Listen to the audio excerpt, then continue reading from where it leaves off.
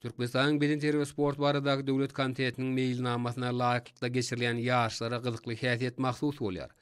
Voleybol boýunça ýetginjekleriň arasynda Aşgabat şäheriniň birinjil uğruna açyk ýarşda ýokary netijeler gazanmagyň esasy wezipä öwrülme oýunlaryň çekeleşlik häsiýetini üpjün etdi.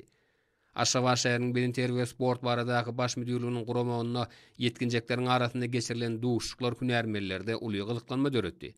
Açyk ýarşa paýtagtyň hemde Göktepe, Bäherden etraplaryň sport mekdepleriniň toporlary gatnaşdy. Oýullar ustatlar ýüze çykarmaga mümkinçilik berdi.